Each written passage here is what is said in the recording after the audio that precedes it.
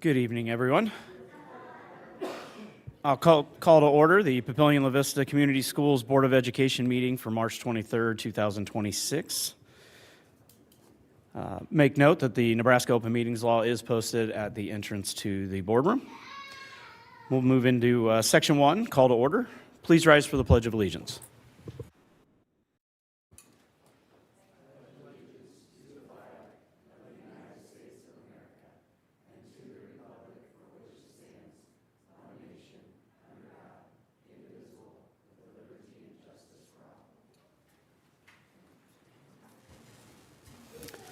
Thank you all. Roll call, please. Mr. Madler. Here. Mr. Lotus. Here. Ms. Wood. Here. Mr. Bailey. Here. Ms. Witt. Here. Ms. Butler. Here. All present. Thank you. Moving on to Section 2, Communications. We'll start off tonight with item A, our recognition. Dr. Rickley. Thank you very much, Mr. Lotus, members of the board. And for our members of the community that are with us this evening, thank you for joining us. Thank you for engaging in your Board of Education. So for those of you that may watch our board meetings online or attend in person, you know that one of the things that we like to do at least once a month is do a recognition for students and or staff that have somehow exemplified themselves, their program, through their efforts. The criteria we use are basically if you win some type of state level or national level recognition, we bring you before the Board of Education. And we have two different groups this evening that are represented. So the way it'll look, since we have two different groups, is I'll make the announcement on the first group, and if we have at least one student in attendance, and I think we do, please come up and be recognized by your Board of Education. If we have moms and dads, whomever that would like to take pictures, please come up and join us, take pictures. We'll let them take their seat, and then we'll do the second announcement. So please come up and be recognized if you would. The very first group that we are recognizing this evening is from Papillion-La Vista High School. Educators Rising, which is a group that's very near and dear to our hearts, Dr. Settles in particular, with the close work that she does with her Education Academy, does some work with students that have an interest in the education field. We have Coach Joe Pilikowski. I don't know that I saw Joe. I didn't see Joe when I walked in. But Coach Joe Pilikowski coaches the Educators Rising group, and we had three different students that I'm going to announce here shortly. This team won first place for their video on Inside Our Schools category at the 2026 State Leadership Conference. Educators Rising cultivates a new generation of highly skilled educators by guiding young people on a path from high school through college and into their teaching careers, and hopefully into the Papillion-La Vista Community Schools, because we love to hire our Titan and Monarch grads. The three individuals who will be honored this evening from Monarch High are Sammy Draper, Maggie Novak, and Sammy Ritterbusch. Please be recognized by your Board of Education.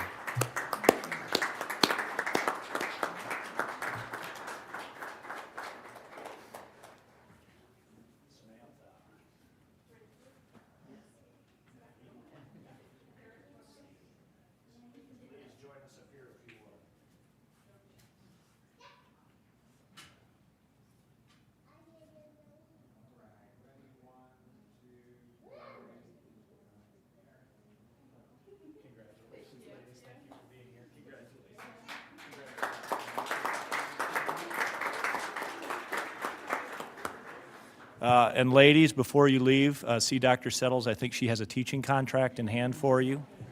I was only half joking about wanting to hire our grads. We love to hire our grads. So ladies, congratulations. Thank you for representing Monarch High so very well. Dr. Settles said she's had her eye on him for some time. This is what Dr. Settles does, is that she data mines early. The second group is no stranger to this Board of Education. It is the Pro Start team from Papillion-La Vista South High School, which is taught by Jennifer Dunn, who's a teacher at Papillion-La Vista South. If you're not familiar with Pro Start, it's a really, really cool program with a focus on career pathways and career exploration. This culinary Pro Start team consists of juniors and seniors, and they recently won first in the culinary category in the statewide top 3 competition. They will compete at the national level in May. And I think we've brought this group in before this Board of Education at least once before. Again, a little bit more about Pro Start. It's a 2-year industry-backed culinary arts and restaurant management program specifically geared for juniors and seniors in high school. The program reaches more than 214,000 students in over 2,100 schools, and it is found in all 50 states: Washington, D.C., the territories of Guam, and Puerto Rico. The 4 individuals that we are honoring from Titan High are Aiden Bennick, Ray Flynn, Marissa Litz, and Braden Small. Please come down and be recognized by your Board of Education.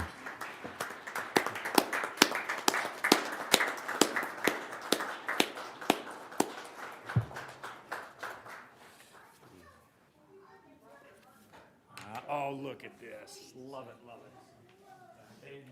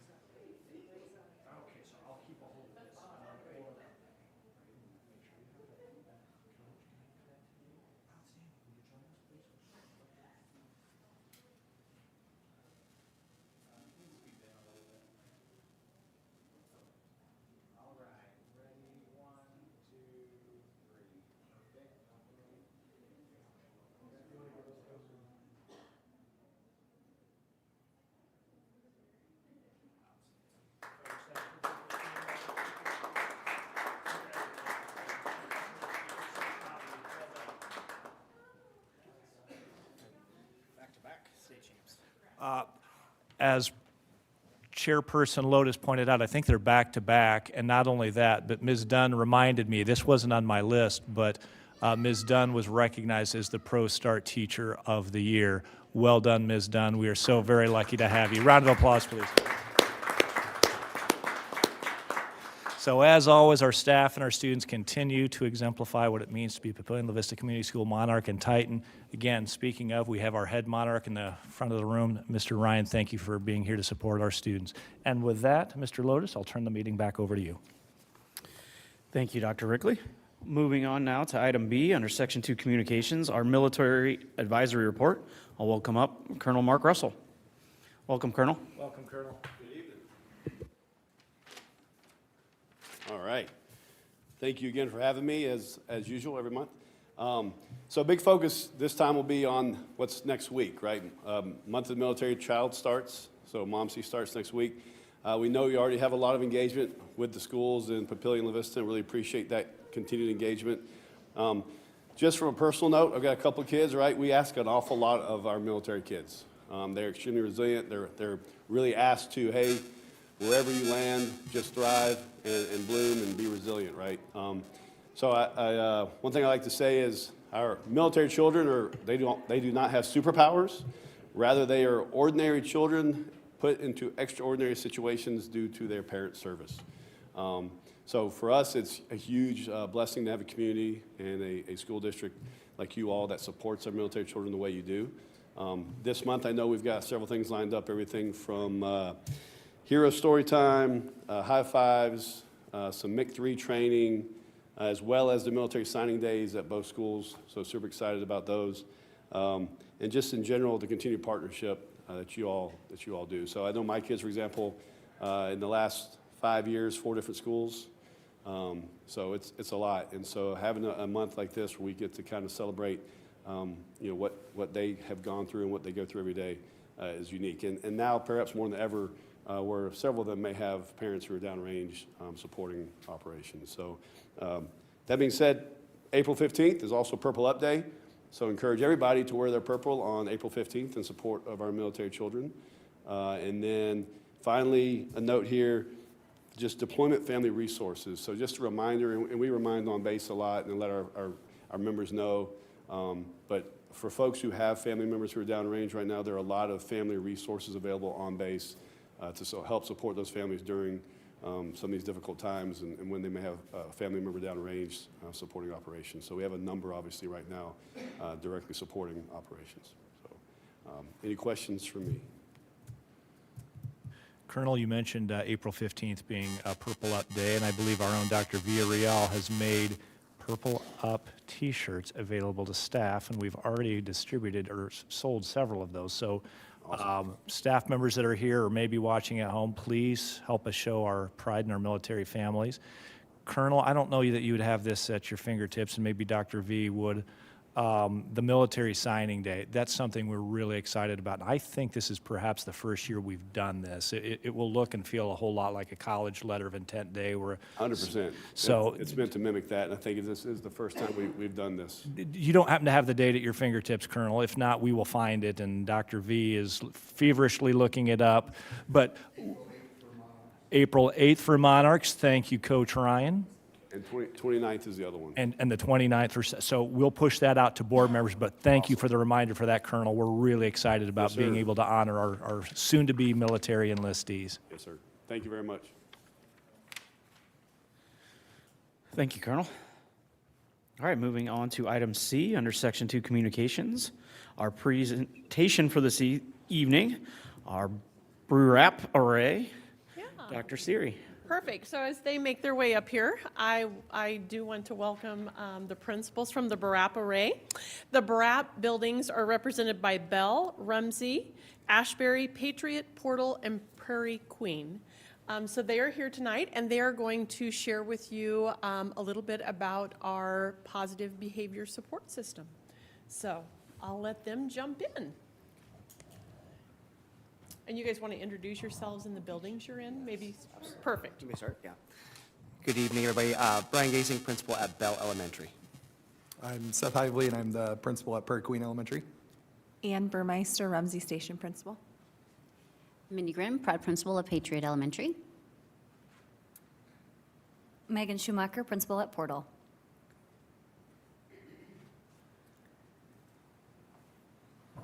The graphic that we have projected right here, the purpose of projecting the graphic is because we are going to talk through the PBIS systems and the behavior response that we do in each tier for our students to give them the best opportunity to succeed in our environment.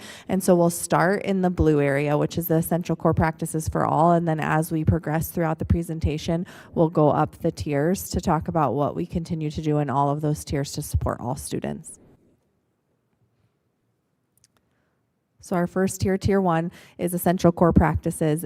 Every student in every building in Papillion La Vista has access to these essential core practices, and it's really what works for most students. The 80 to 90% students, it's what we give all students all access to succeed. That's our positive supports we put in place for students. It's the tier 1 instruction we do in the classroom to teach the missing skills or the learning development, and it's just our core practices that we do for all. And so it's best practice, and for the most part that reaches a lot of the students that we service in the classrooms.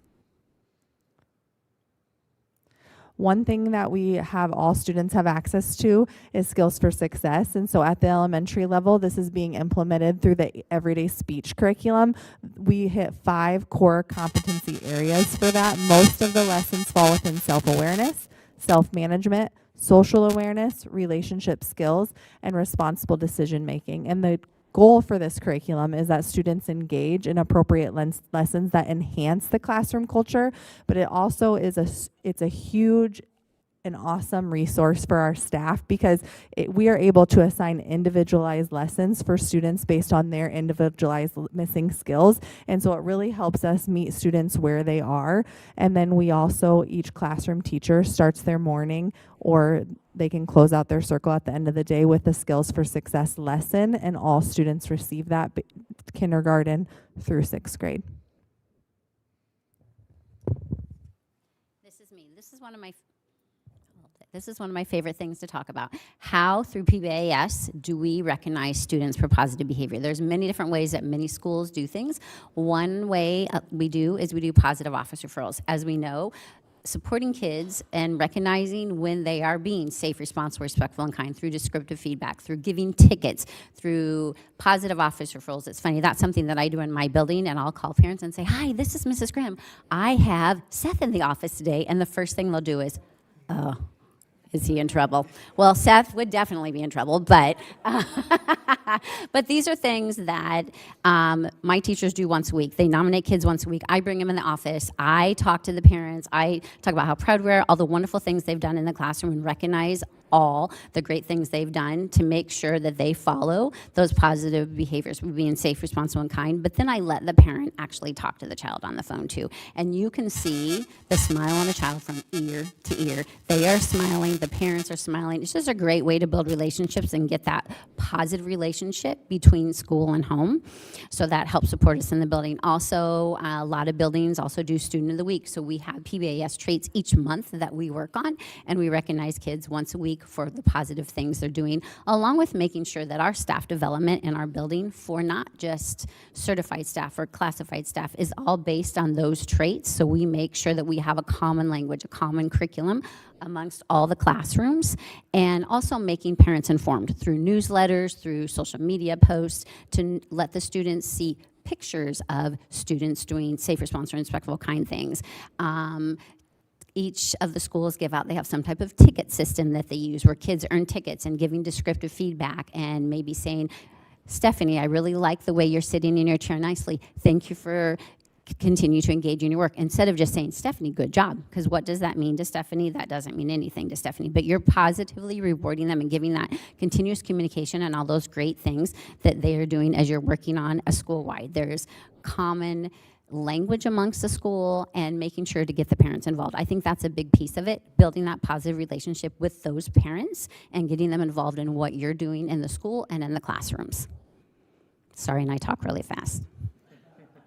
Okay, another piece of that is, of course, being proactive in the classroom and have common area and expectations. If you walk in any of the elementary buildings and I think secondary buildings, there are common area signs in the restroom, in the lunchroom, in the hallway, in the classroom. That way, that's a reteaching stopping piece also. So as I walk my kids down from lunch today, because I supervise the lunch, we'll stop at the restroom sign in the hallway and say, remember what we do in the hallway. We do 4 things. We walk quietly. We make sure that we keep hands to self. We make sure that we're being respectful of others' privacy. Those are stopping points, but it's also a good reteaching. Also, we make sure we provide all of our teachers that common area expectation lesson at the beginning of the school year.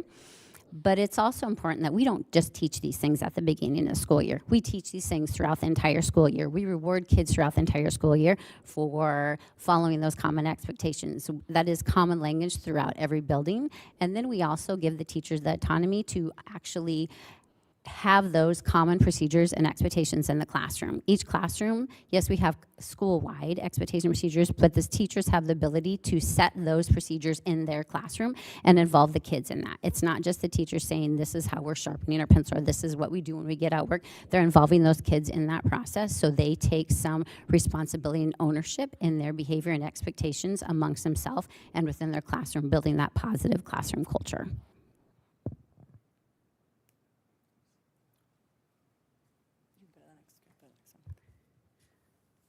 So we listened to a beautiful speech from Mindy and Ann about that Tier 1 process and what is that core foundation that we're setting for all students building wide. And so as we think about and move through that process, how are we providing differentiated instruction for all students? And so we use this model to guide us through intentionally layering those supports and putting those in place. And we use that based on data.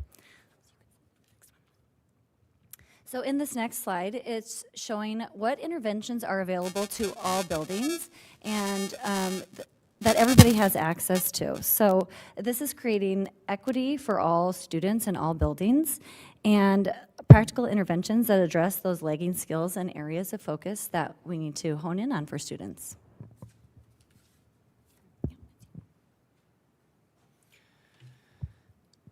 So this is an example, and every building maybe does this a little bit differently, but we use this internally to help our teams. So the focus has been earlier intervention. So when students are not meeting expectations based on we provided skills for success, we have common area expectations, that works for the majority of our students, but there are some that come in with some lagging deficits, and we want to help them develop those. Just like we do academically too, we want to provide what additionally can we do to give them feedback on areas.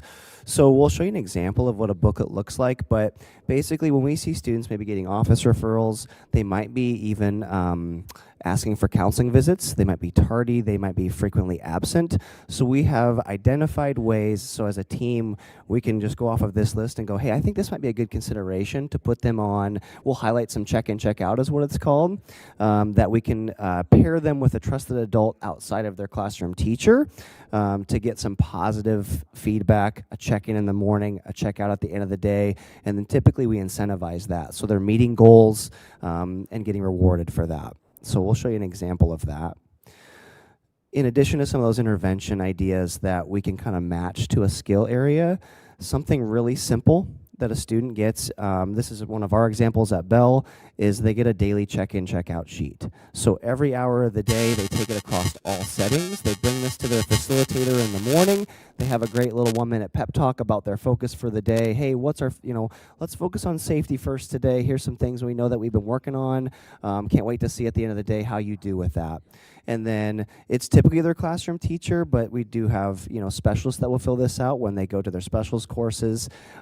We have a document that shows all of our students who do have this as a check-in, check-out. So we know who's coming with their charts and is accepting and expecting feedback. But we've put these in a booklet, so we get about 20 days of data to just see, hey, how are they doing, and be respectful. And this is tied to those building-wide expectations that they focused on in Tier 1. So it's that same common language. It just gets a little bit more specific in those 4 domains across the top of this particular student's focus. And just those quick check-in feedbacks of, hey, you did really well with this. Great job. You had a perfect score for the 3 o'clock hour, and so forth from there. The other thing that we want to highlight is that we've put parent communication is a big part of this too. We want their partnership. We want that communication to go home on how their day is going. So at the bottom, we just have a little perforated slip that they'll tear out and take home to mom and dad that says, hey, did they meet their goal or not? Here's some little highlights or things we're working on for the day, and then they can respond to the teacher if needed. But we really thought that was an important aspect to keep that home school communication going.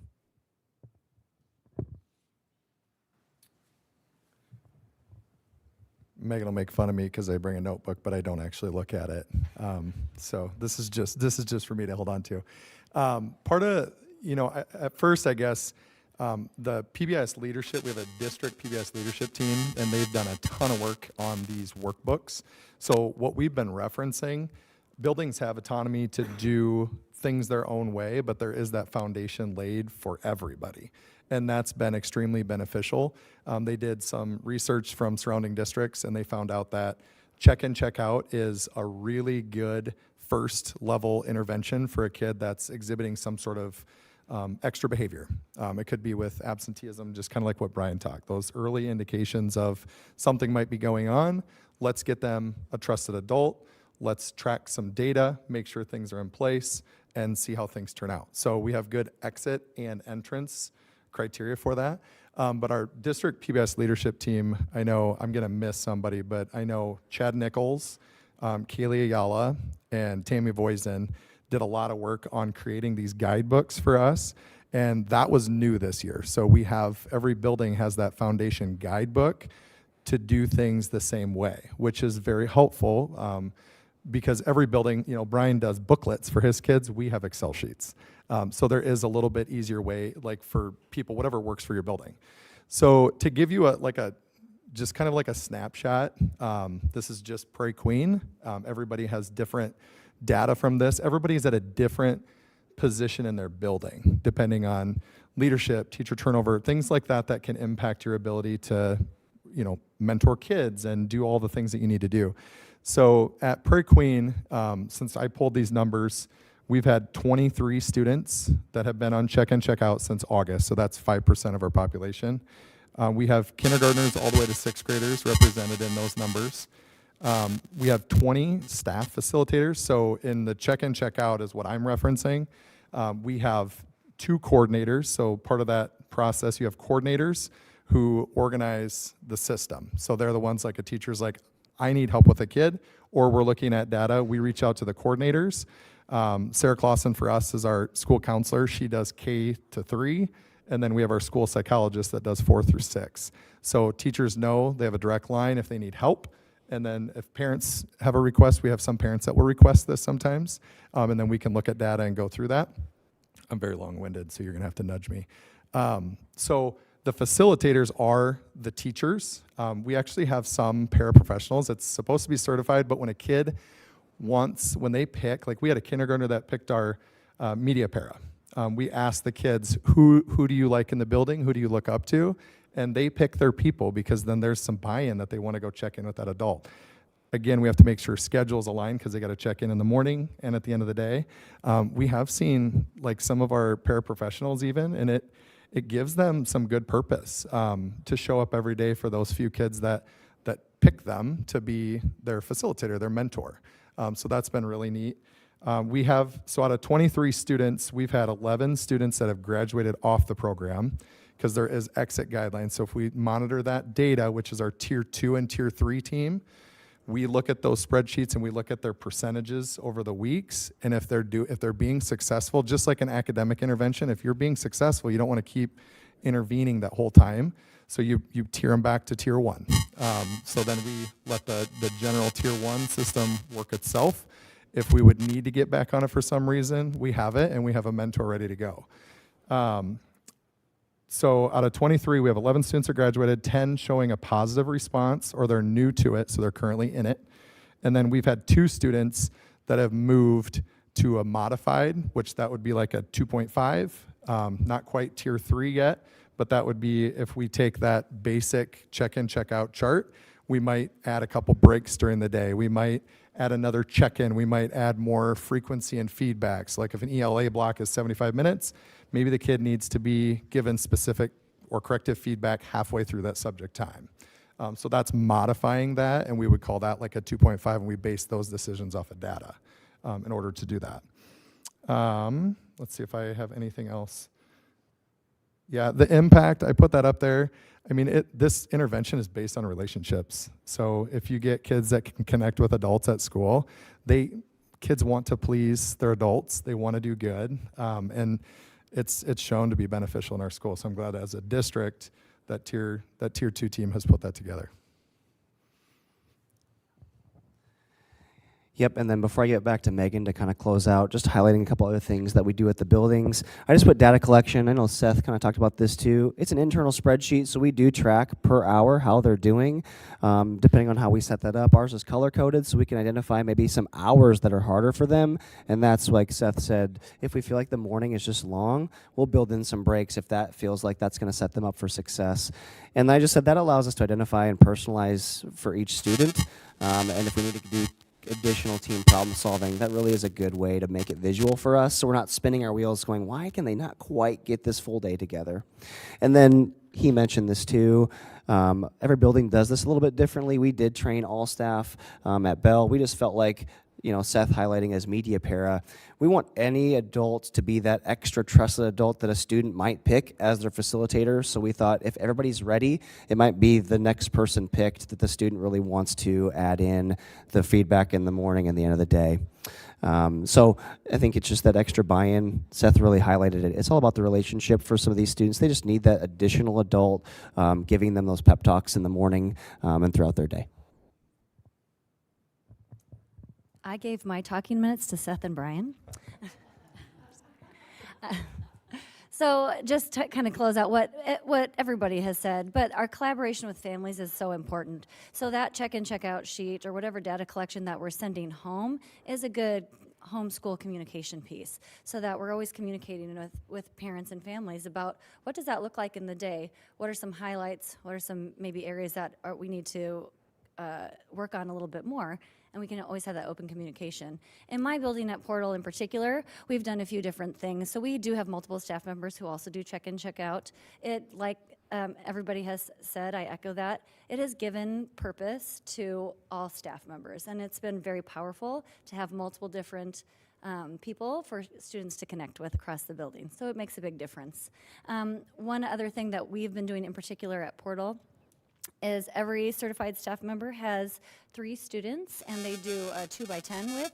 So they pick 3 students that are either challenging for them and they need to build a relationship with, someone that they see that needs maybe some more support. And all it is 2 minutes for 10 days, a little longer depending on the student, and just connecting with them and building that relationship. And it's been really great to see, to have multiple people connecting with different kids in different ways. So it's been really great. It's Seth again. I won't talk long because maybe you'll ask questions about some next steps. I happen to be on the district PBS leadership team, so this is something that I have a lot of pride in. But the team, we met and it's like, what's next? So we've done some of the tier 1. We've gone over tier 2. We know we need to refine and collect some feedback about how did the tier 2 implementation go? How do we get better at collecting data? So all those things are being reviewed. We talked about like fidelity checks, just like we have on academic interventions. How do we ensure that the interventions are run with fidelity? And if we have walkthrough checklists, things like that, those are coming. And then some of those work groups, we typically get some stipends from a grant through PBIS where we pay teams to come in the summer and we do like a 3 or 4 hour session and train people on the new materials. So the next step is they're going to be forming that tier 3 work group. So once you've tried multiple things and a kid needs more support that might not be identified in special education, we have a plan and a process, which we do, but it's good to align across the district. So that's what's next. Now I think you guys can ask questions to Brian. Do you guys have any questions? You know I do. You know I do. I usually like to wait, but I'll jump in. One, hope everyone had a great spring break. Apologies at the Monday full day back. You also have to come here, but I appreciate you spending the time and putting this together and sharing always great information. So everything you talked about was about what the schools and the staff are doing to help these students. Is there anything the district can do better to give parents and the families more information to also help with the things that we're trying to focus on in the schools for those students? Is there anything that you feel like the district could maybe do more to get the parents the information so they could work on it at home as well? Yeah, I think it's a great question, and I think it's individualized. So when we talk about like check in, check out, we want it to be all a positive experience. And so I guess if that message goes out to our families, it's, there's a reason that we don't send the whole chart home unless it's modified. We send the bottom and it has, did we meet the goal or not meet the goal? We don't want to focus on any of those scores that were below a 2 because we want to pump kids up for what they did well, and then hopefully that catches momentum and keeps them going and keeps them motivated to do good in school. So I think, when it comes to it, like good practice is to reach out to parents. If you're struggling with certain things and the data's showing that, we have a very clear process for tier 2 now. So it's like, what's next? We want, maybe it's bring the parents in, and I can speak for myself. That's what we try to do at Prairie Queen is if we're having difficulties, parents know their kids the best. So they're the ones that can share good information too. So I don't know if that really answers your question, but. And I think to add to that, I know the Mental Health Collaborative Group, which involves counselors, school psychologists, special education teachers, and representatives. This is something in our building, we do have additional teams and committees. If we have a student that's continually coming up and we just can't quite solve this, one thing I do know, I'm sure each of their principals here would say, our counselors and social workers do a phenomenal job of tapping them into community resources. If there's an outside provider that they, we don't necessarily make recommendations, but if they at least need places to start, we want to tap them into those resources. If they're, as a parent, really going, well, what else could we be doing? So we try to make those conversations collaborative, and they just have a lot of great ideas and resources to tap into. So at least in our building, I know they would say the same. We do lean on our counselors, social workers, and psychs to help with that mental health side of things if we feel like we're just continuing to see regression or something not clicking for our students. We also encourage our teachers, those Skill for Success lessons have little blurbs you can include in your newsletters. And so we're trying to be really intentional to educate and advocate to families on the skills we're working on in school, because that is great supper conversations at home, right? And so giving that information to parents and guardians so they're able to continue that conversation at home, because all students are receiving Tier 1 instruction on how to make those good, responsible decisions. And so it's just leading that conversation at home as well with families. And I think also the importance of celebrating, because we know social media is huge. If you send parents long newsletters, they'll probably read a quarter of what that is and call school and say, I didn't know about this, and it was in the newsletter. So sending small blippets out instead of, and I'm horrible, I usually send out how I talk, massive things. Send small blips out. Social media, showing pictures all the time, like student of the week or a focus skill of the month, and parent tips, very short things along the way. I think that engages parents more and lets them know what we're doing in the buildings, the pictures, the small blippets. I think those things are important. They weren't way back when I first started, but they are definitely now, and you want to keep parents engaged. I know at our school, that's one big thing we're really focusing on as the district is parent engagement. How do we get parents back in the building? How do we get parents more involved? So I think that's important to all of us as we work in schools, because that's the way we're going to be able to support kids and support their success, either on the behavior side or the academic side, or both.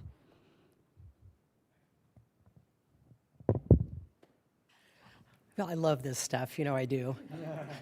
And you guys are doing such a wonderful job of taking this universal practice and having a common language across all buildings and making it part of what we do as a district, but also using your data to make decisions for individual kids and making it unique at your buildings. But there's a lot of moving pieces with PBIS, and even though it's been around for a long time, how do you continue to keep it new and fresh for staff? How do you keep those that have been doing it for 15 years still excited about it, and at the same time teach those that are just starting their careers so that it is done with fidelity? So can you talk a little bit about your staff development process with this?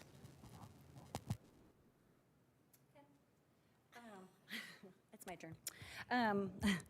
No, I think, the district has done a really nice job of rolling out that we talked about trauma-informed best instructional practices last year in particular, and that was a district-wide presentation that we did in different modules. And so that was one way that it was fresh. It was maybe not new learning, but a good refresher course that provided updated learning and something that was tangible. You might learn some of those pieces in college, but it's different when you're actually in the classroom, or you can apply it to a student that is in your room or in your building. So I think that was one of the ways that it does feel a little bit more relevant and fresh. And then with our check-in and check-out process, that has been another added layer for all staff to be a part of in that training. So I feel like for those pieces, for me, I think that has been helpful in keeping it relevant.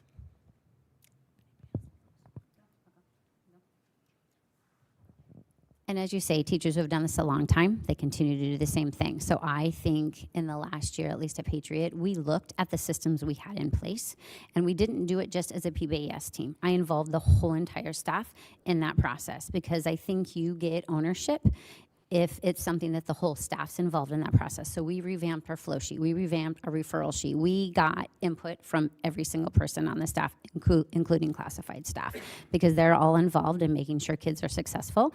And that way it kind of revitalized things also, and it involves the whole staff. I think that, yes, we do have a PBAS leadership team, but we involve the whole staff. We'll create something as PBAS, but then we go to the whole staff and ask, what else can we do for this? What other things do you need? I send out surveys quite a bit. Where are there hot spots? What do we need PD in? Is it just a grade level? Is it during a PLC meeting, or is it whole staff? So I think that data is a really, really important piece as we look at classroom data, individual data, and whole school data, is making sure we're continuing looking at that, where we need to grow and where we need to celebrate, because celebrating is also very, very important for staff, kids, and parents. Can I ask one more question? Mm-hmm. Can you share with the board just some basic information about restorative practices? I know that more of you are utilizing that, and I'm not sure that we all have an understanding of exactly what that looks like.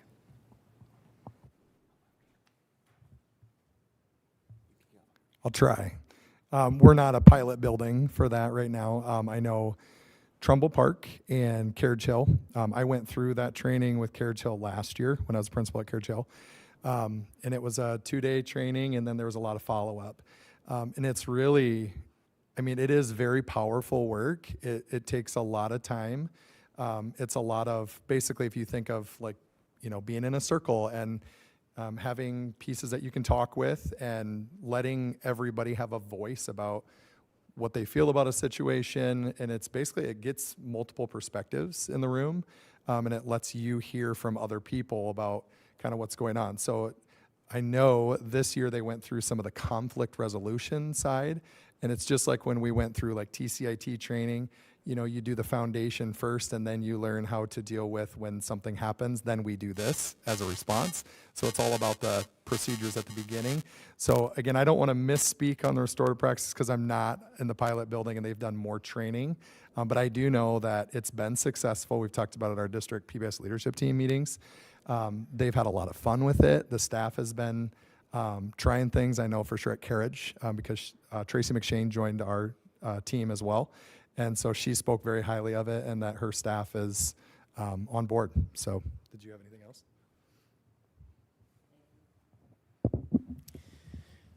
All right, thank you. I want to thank these 5 individuals because as I hope one of your takeaways tonight is that everything we do is super strategic. And even though there are a lot of times, I know at your liaison lunches and in your meetings with parents or teachers, sometimes you'll hear about behavior and it's often 1 or 2 kids, but we have a lot of things going on to support.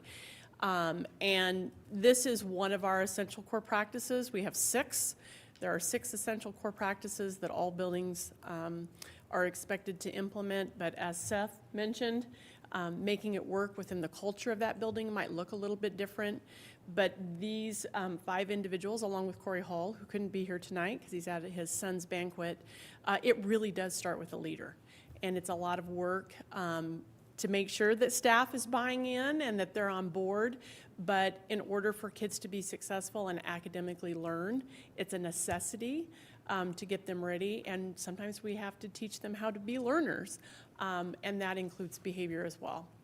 So I thank you for giving another night. I thank you for leading this in your buildings. And thanks for giving Monday after spring break. Sorry about that. So, thank you.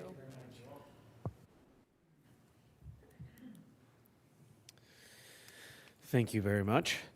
Moving on to item D under Section 2 Communications, reporting section. I'll turn it over to Dr. Rickley for the superintendent's report. Thank you again, Mr. Lotus, members of the board. And again, just for the audience members who remain, thank you for being here. And those that are watching online, thank you for engaging with your Board of Education and your school district.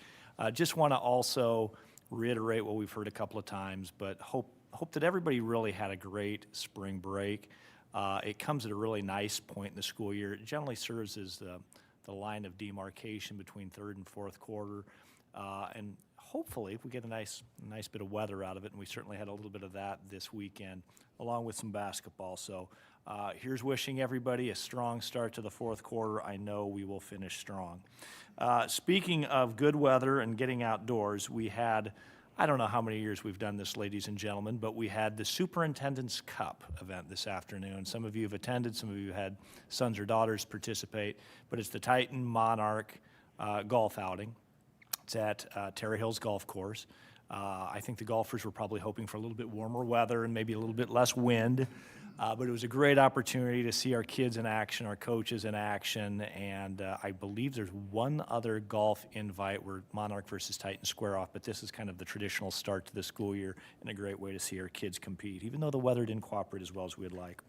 Also wanted to thank not only the CO staff, but Dr. Villarreal and his staff for coordinating our staff pick-me-ups. I've mentioned to the board a couple of times. We've tried to change those up over the years, doing everything from donut deliveries to hoodie deliveries. We've done coffee deliveries a number of years.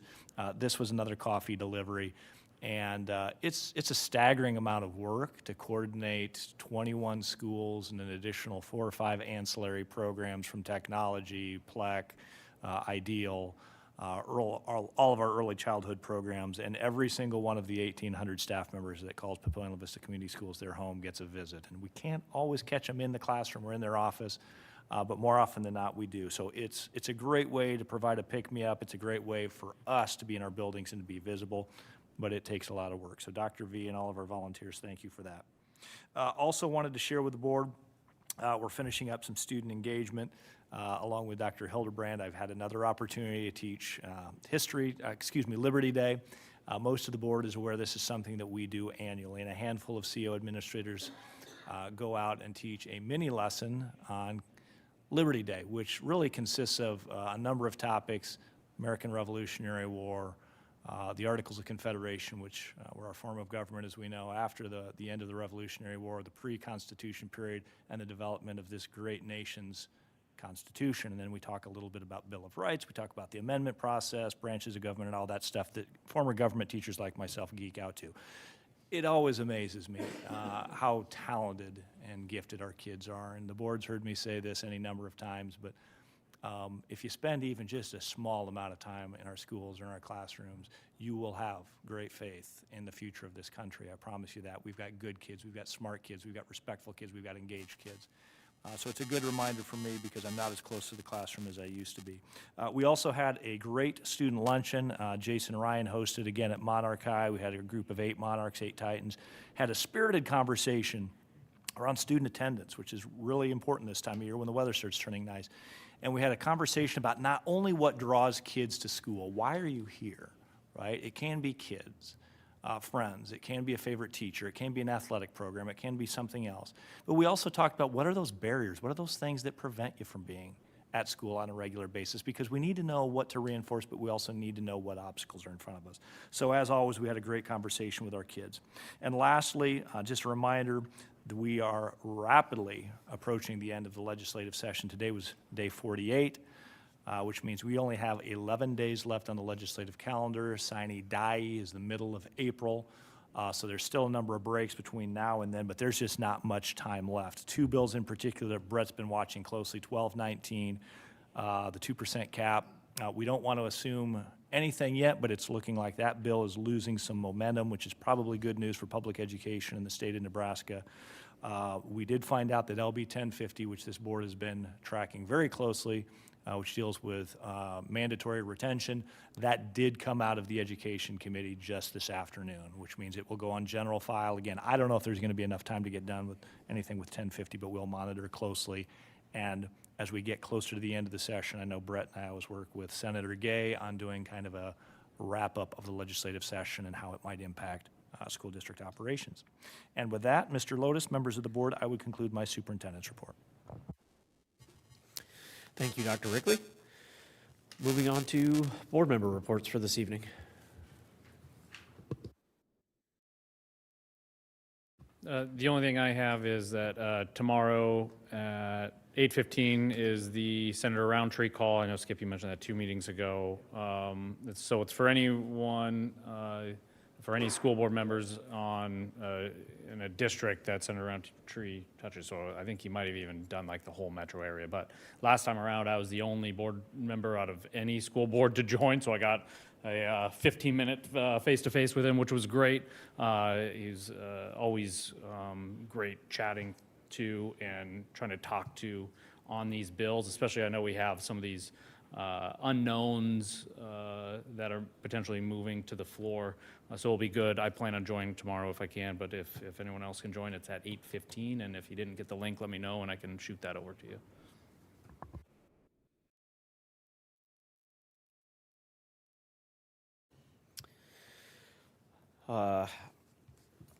I've just been attending a lot of sporting events.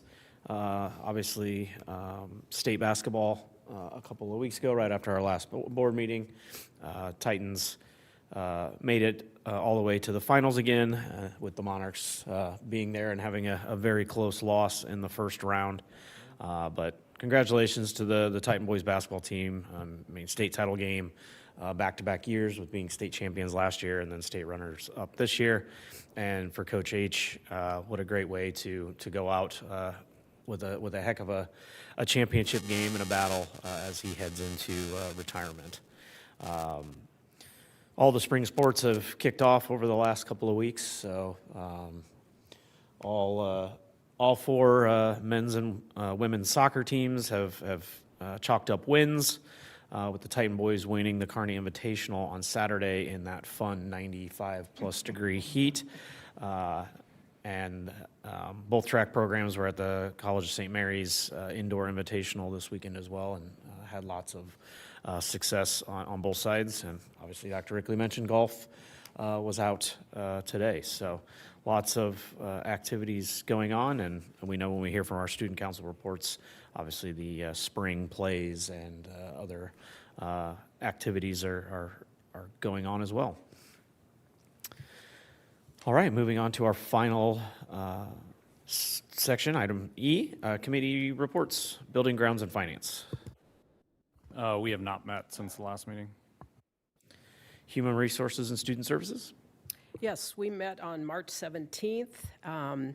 We will be meeting with PLEA leadership in the near future just to kind of discuss some feedback that they received from members regarding our recent negotiations, so that can help us reflect on what was done and look to the future.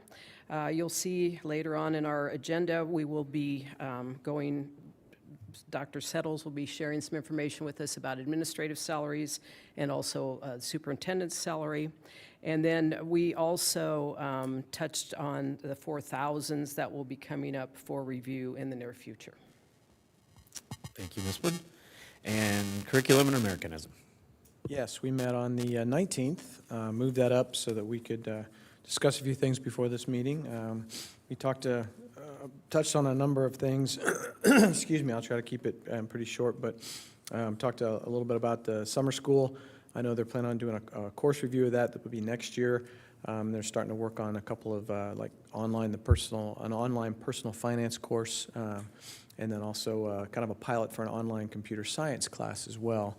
And then talked a little bit about the strategic plan and the forming of the implementation teams. I know that Dr. Siri mentioned that if you have anybody that you think might be good on those teams, to get in touch with her. I don't know if you've finalized that yet or if you're still looking for names. So if you have somebody or if anybody's interested here as well, let her know.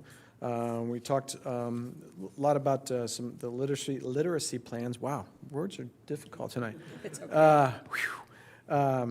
And talked about some of the parent literacy nights. I got to get rid of that word. And I don't know if you saw some of the, on Facebook, Walnut Creek had like a superheroes night with parents coming in and the kids. It looked like it was a lot of fun. I saw those pictures, and I know that Rumsey Station had a parents' night as well. And then I know that the high school, I think the librarians there are working on some book clubs for the parents, and in both high schools. Also talked a lot about or a little bit about the ICG, that they went to some of the schools and did the data collection for that. And now they've deployed the surveys, and so they're continuing to work on that. That's all part of that CSLD grant. And then finally, I know that NDE is looking for a new screener based on, I think, for that literacy law that'll be implemented, and talking about DIBELS 8. So we kind of talked a little bit about that, and Dr. Siri went through that and how it will change what we currently do and what the district is working on for that. Then we also did we talked about the middle school land purchase. I know that you all had talked about that, and we kind of got all the information from what you all are looking at, and went through some of that information and kind of talked through what we thought might be some good choices. And I know that'll be coming up for the full board here, but a lot of good information. I know we're still gathering data on that. And then finally, of course, the transportation discussion. We got a lot of information on that. I appreciate all the information that you've already put together.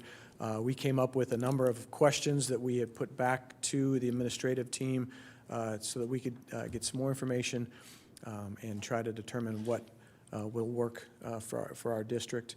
And the biggest thing I can say is that, I mean, decisions like this are going to take time, and we just need to understand that this is just going to be a process that we will keep working on and keep coming up with keep asking questions, keep digging, and keep figuring out what would be best. So appreciate, like I said, you putting together all that for us. So I think that's about it. Thank you, Mr. Bailey. All right, that concludes Section 2 communications. Moving on to Section 3 action items. Our only item under action items is item A, action by consent. I'll make a motion to approve the action by consent as written. Second. I have a motion by Mr. Bailey, a second by Mr. Madler. Roll call, please. Mr. Lotus, Yes. Ms. Wood, Yes. Mr. Bailey, Yes. Ms. Witt, Yes. Ms. Butler, Yes. Mr. Madler, Yes. motion carried. Thank you. Moving quickly along to section 4, our discussion and information items for this evening. Our first item up, item A, is the update to the technology purchase of staff devices. I'll turn it over to Mr. Moore. Thank you. Good evening. So yeah, I just wanted to give you guys a quick update for the board and the public to let you guys know we've had some slight changes in our purchasing of the staff devices. On February 23rd, you guys approved the purchase of our staff device refresh, and I did the paperwork and got everything solidified, and then was called by Apple a few days later saying that they could not fulfill the order. So went back to the drawing board. Dr. Suri helped me craft some communication back to Apple, trying to get a different solution than what they were giving us. So they came back with a bigger model. So instead of the 13-inch, it's the 15-inch, but it also comes with more memory, and so a bigger hard drive and also more memory. So it was actually a good upgrade. We did discuss it, and we moved forward with it, but we just wanted to bring it up for discussion here so everybody's aware of kind of where we're sitting. Did I miss anything? Nope, that's just it's no additional cost. Yes, no additional So cost. it's an upgrade So of same- machine, and we will be very strategic in communicating with staff that this is a unique situation, because this would be an expensive machine if we just had to buy it. Yeah, the 15-inch versus the 13-inch, there is a cost difference between the sizes, so.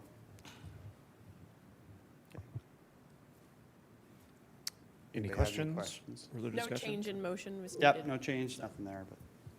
Correct. Yep, Okay. the motion Thank was to order devices for staff from Apple Computers for that purchase price, and that purchase price remains. So I'm glad they were, flexible and willing to kind of come up with a creative solution that solved our needs without causing delay or asking to come back and increase the cost to the district. So appreciate Dr. Siri and your leadership on getting better devices with double the memory, with larger screens for the identical price. That's I'll consider that a pretty good win-win. So Yeah. thank you for all your work. Yeah, absolutely. Thank you. All right, moving on to item B under discussion information items, the administrative salary 2026-27. Dr. Settles. Yep, thanks so much. So this is something our HR Student Services Subcommittee has been working on. Just a little bit of background. We do not negotiate with the administrator group. What we do is annually meet with several of them representing their group and just kind of talk about what are some things that they would like looked at, what are some issues, what are some things that they appreciate in their administrative package, what are some of the pieces that, kind of some wishes and things like that. So we spend some time doing that, and then we discussed some of those items as well. Do quite a bit of work, just working up the costs and pieces for a proposal for the following year. So as we do that, one of the main things that we keep in mind is where did we land with teachers? That is our largest group. That absolutely needs to be our driving force when determining a proposal to you for the administrative salaries. So just a reminder on that, we brought to you in January, and you approved the teacher negotiated agreement for the 26-27 and 27-28 school years. This was a total package increase for teachers of 3.5% in year one and 3.49% in year two. And that is one of the pieces that the subcommittee discussed as well in determining the following recommendation. So as we looked at that for certified administrators, classified directors, it would be an average package increase of 3.25%. This would be an increase on the base of $2,525 and moving from $74,290 for base to $76,815. It also, like the teacher package, would allow for both vertical and horizontal movement. Along in this same group, the assistant superintendent's recommendation for package increase is 3.25%. Thank you, Dr. Settles. Any questions, discussion? Yeah, I appreciate the HR subcommittee putting it together, coming up with a proposal and sharing it out and the information. Could you, I just don't have it anymore. I tried looking for it, but I can't find it. Could you send the vertical and horizontal, like tier, the movements that we have? I just can't remember what that looks like and what the multipliers are at the different levels. You bet. So just send you a copy of that? Yeah, Sure, yeah, no I just problem. want to take a look at it. So overall package increase, 3.25%. But I know the insurance is part of that increase, right? And a pretty significant part of that increase. Yep, it sure is. But when I do the math of the 2525 over the 74,290, that's over the 325, that's 3.4%. So knowing that's over the 3.25% and knowing that insurance takes a large chunk of it, what am I missing on how we get down to the 3.25%? Is it Yeah. that so many people are like capped out on the vertical movement where they don't get as large of a raise? We have some people like that. We also have several that don't take insurance. We have several people who their spouses are also in the district, so rather than a large insurance increase there, they get a fairly small in lieu of, so. Gotcha. Okay, just making sure I wasn't missing anything on those numbers. Yep. All right, thanks.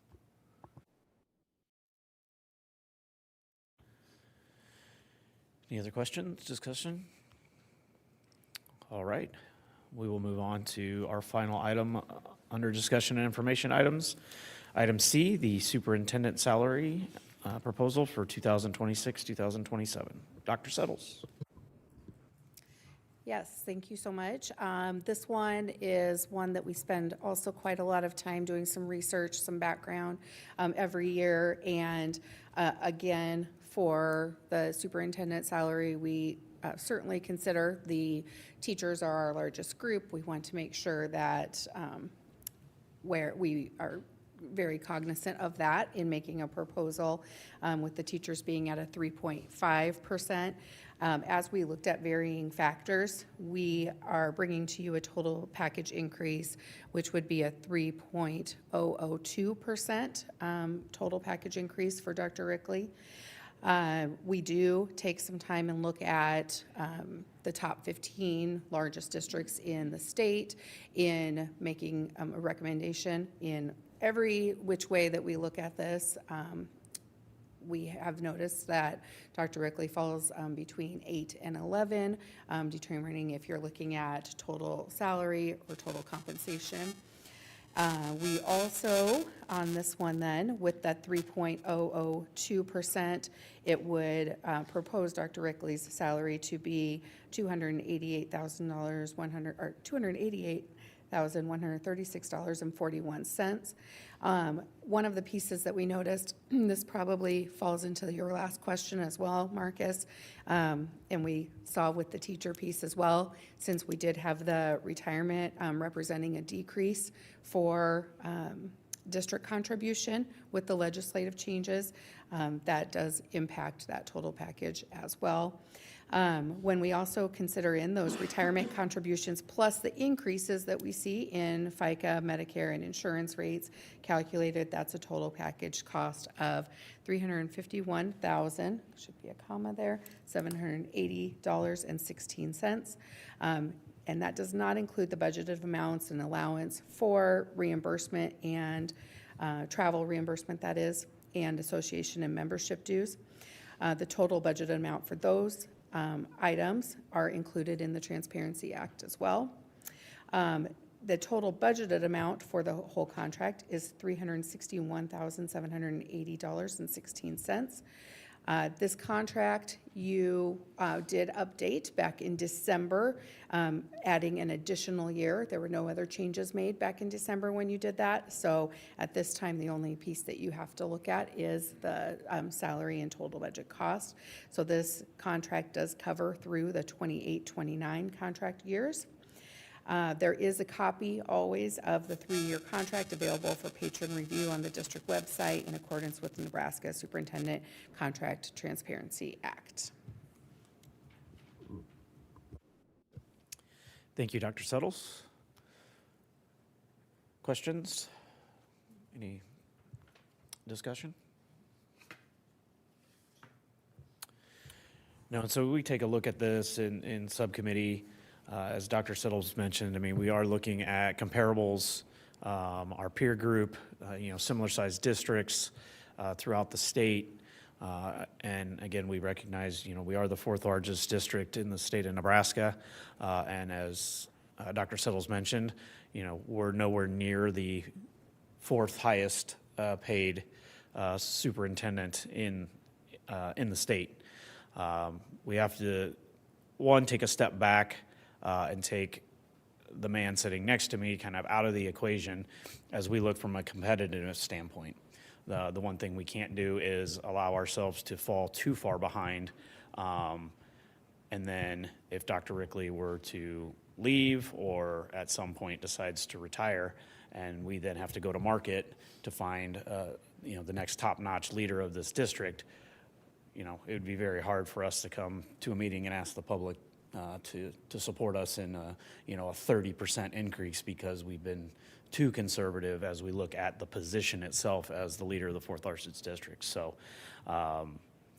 that's been kind of a standard set forth by the HR subcommittee for many years now is looking at it as the position and not the man. And then we come back and factor in, obviously, performance and everything else, the other considerations that Dr. Settles mentioned to try to come up with a fair and reasonable package increase. So seeing no further discussion or questions, we will conclude Section 4, discussion information items. We do not have any public comment for items not on tonight's agenda. So we'll move quickly to Section 6, the future board calendar. April 3rd, 2026, no school for students and staff. April 6th, 2026, no school for students, but it is a staff development day. I can't believe we're already coming up on prom season, but April 11th, 2026, Papillion La Vista South High School's prom. And on April 13th, 2026, the next Board of Education meeting at 6 p.m. here at the central office. Seeing no further business before the board, I will adjourn the Papillion La Vista Community Schools Board of Education meeting for March 23rd, 2026 at 7:07 p.m. Thank you all.